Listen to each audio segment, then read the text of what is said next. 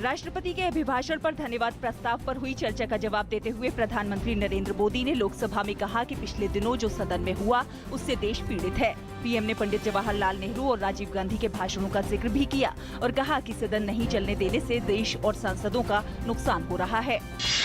प्रधानमंत्री ने न केवल विपक्ष के तमाम आरोपों का करारा जवाब दिया, बल्कि सरकार की बड़ी योजनाओं से जनता को होने वाले फायदे भी बताए।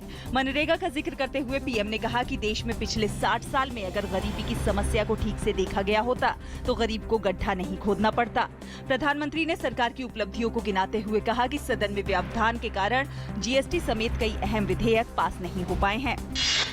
प्रधानमंत्री मोदी ने सुझाव दिया कि 8 मार्च को संसद में केवल महिला सदस्य ही बोलें।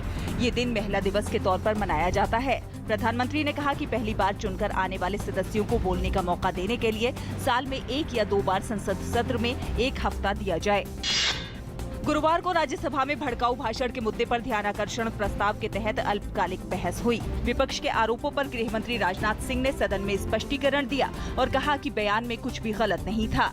गृह मंत्री राजनाथ सिंह ने कहा कि चाहे किसी भी धर्म के मानने वाले क्यों न हो, जो भी भारत में रहते हैं, हम सभी लोगों को राष्ट्रवादी मानते हैं।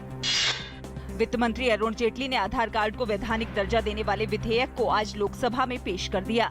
सरकार ने आधार को संवैधानिक दर्जा दिलाने का निर्णय लिया है ताकि सरकार द्वारा दी जाने वाली सब्सिडी का फायदा सीधा जरूरतमंदों के खाते में पहुंचाने में किसी भी तरह की दिक्कत पेश न आए।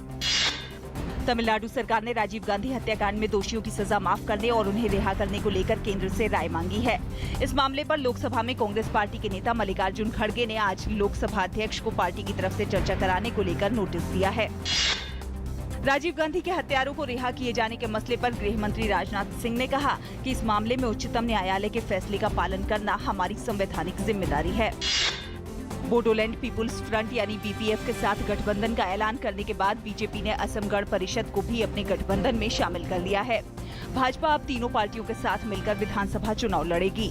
बीजेपी ने गुरुवार को इस समझौते का औपचारिक ऐलान करते हुए कहा कि 126 में से एजेपी को 24 सीटें दी गई हैं। पार्टी ने असम में बढ़ती हुई घुसपैठ और राज्य की गोगोई सरकार के भ्रष्टाचार को मुख्य मुद्दा बताया है।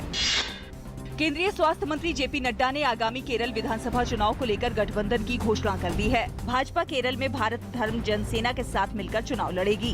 भाजपा ने कहा कि राज्य में यूडीएफ और एलडीएफ की दशकों पुरानी राजनीति से लोगों को मुक्ति दिलाने के लिए ये गठबंधन मिलकर काम करेगा।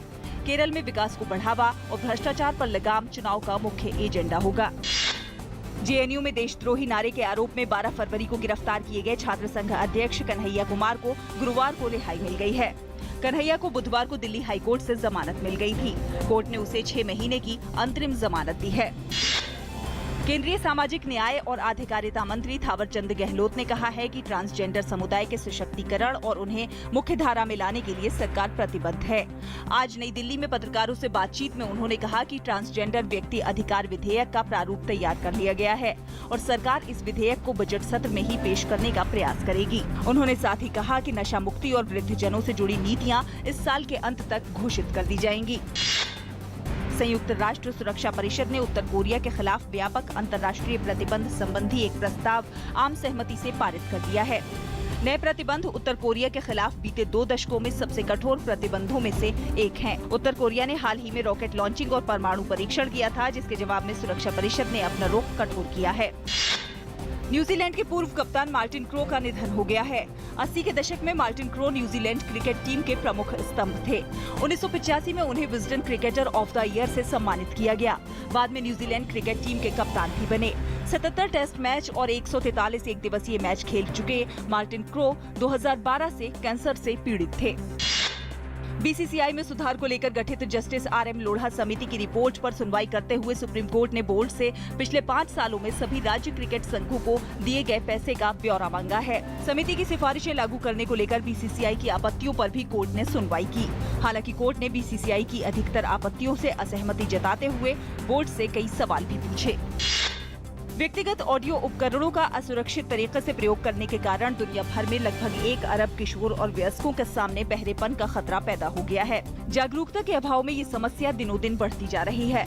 लोगों को बहरेपन के खतरे से बचाव के लिए हर साल 3 मार्च को अंतर्राष्ट्रीय कान देखभाल दिवस मनाया जाता है।